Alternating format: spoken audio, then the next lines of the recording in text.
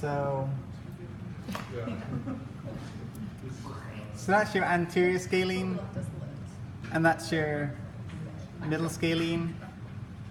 That'll be the posterior scalene, levator scapulae, splenius, semispinalis, trapezius,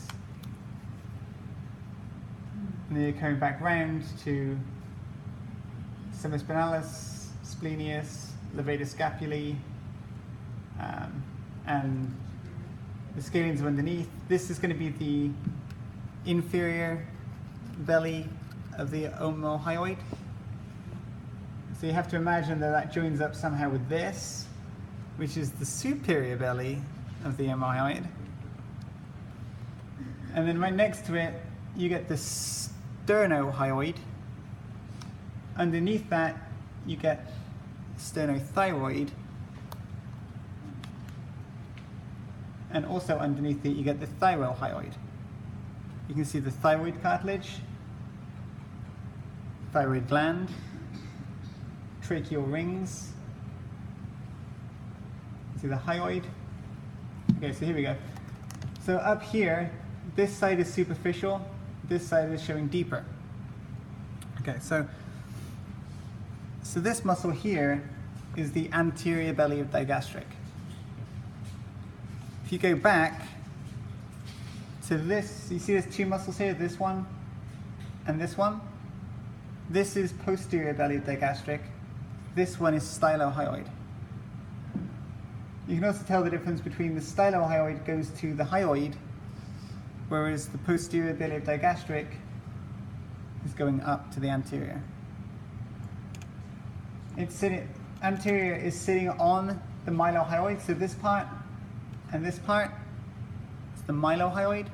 And if you were to cut that and look deeper, you see the geniohyoid, so that you see the fiber orientation is different. So superficial, middle, deep. Over here, this muscle is one we haven't really talked about yet, but I'll mention it anyway.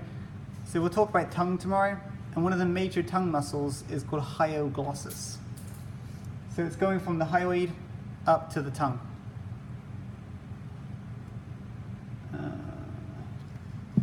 You can see all the arteries I mentioned.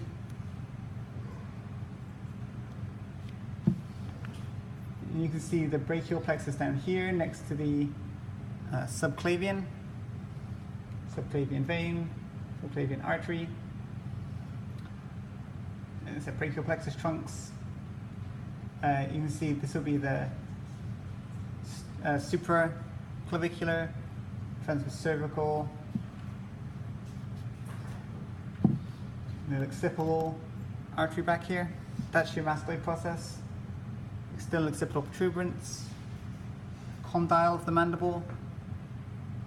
You can see the temporalis muscle attaching down to that coronoid process, going through the zygomatic arch, which is made up of the two bones, temporal and zygomatic.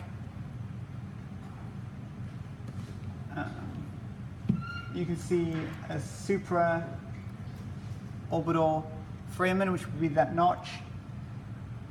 It's a branch of trigeminal part 1. Trigeminal part 2 comes out here, infraorbital foramen. This is the mental foramen, carries a branch of the trigeminal part 3, mandibula.